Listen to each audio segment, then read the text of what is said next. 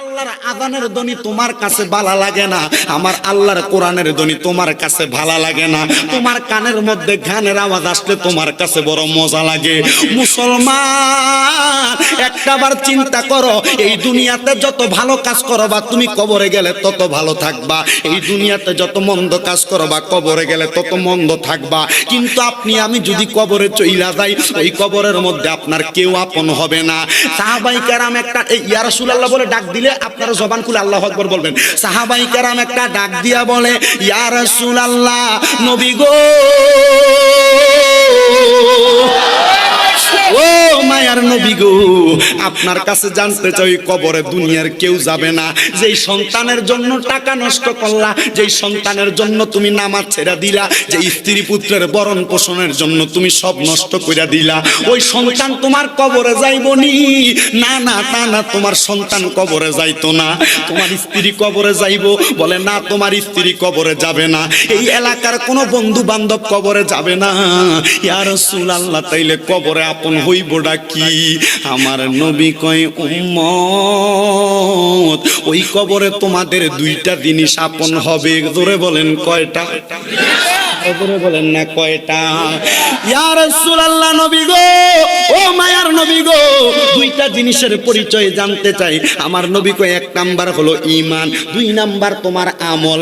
ঈমান আর আমল যদি ভালো রাইখা তুমি কবরে যাইতে পারো গো, ওই কবরটা হবে তোমার জন্য ভালা। ও বন্ধু, আপনি মনে মনে চিন্তা করছেন, আপনার বাবা দুনিয়াতে ছিল, আপনার দাদা দুনিয়াতে ছিল, তারা কবরে চলে গেছে, আপনিও কবরে যাইবেন, মরার পরে কয়েকদিন থাকবেন, আপনার কবরের মধ্যে আপনার দেহ পয়সা যাইব না রে? না না না না, মানুষের দেহ কবরে পয়সা যায় না, যারা সঠিক মানুষ হইছে তাদের দেহ কবরেও জিন্দা থাকে। এটার প্রমাণ তোমরা চাও? আমাদের কুমিল্লার জমিনে কয়েকদিন আগে আপনারা আমার একটা ভিডিও হয়তো দেখেছেন, আল্লাহর ওলি হযরতে কুতুব শাহ শাফি নামক একজন আল্লাহর বান্দা দুনিয়ার জমিনে কেমন ইবাদত করছে, আল্লাহর কাছে কত পছন্দ হয়েছে জানি না। 18 বছর পরে গত রমজানে ওনাকে এনায়েতপুর কচুয়া থেকে তুইলা নিয়া কুমিল্লার জগন্নাথপুরে ওনার মাজার করছে আবার। কিন্তু বন্ধু, 17 বছর 2 মাস পরে যেমন দেহ তেমন কবরে পইরা রইছে, দেহ নিয়ে ওই জায়গায় রাখছে, নিজের চোখে দেখছি।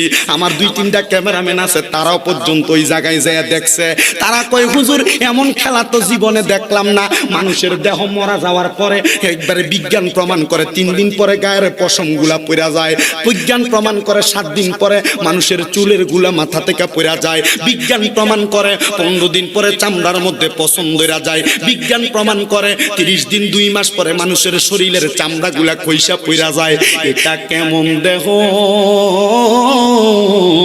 এই দেহটা মাটিও ছুঁইল না, এই দেহটা মাটিও খাইল না, এই দেহের মধ্যে একটা মশা মাছি বসলো না। কারণ কি? ওই যে আল্লাহর নবী কইছে, কবরের মধ্যে 2টা জিনিস তোমার আপন, একটা হইলো ঈমান আর একটা হইলো তোমার আমল। ঈমান আর আমল যদি দুনিয়াতে ঠিক কইরা মরতে পারে।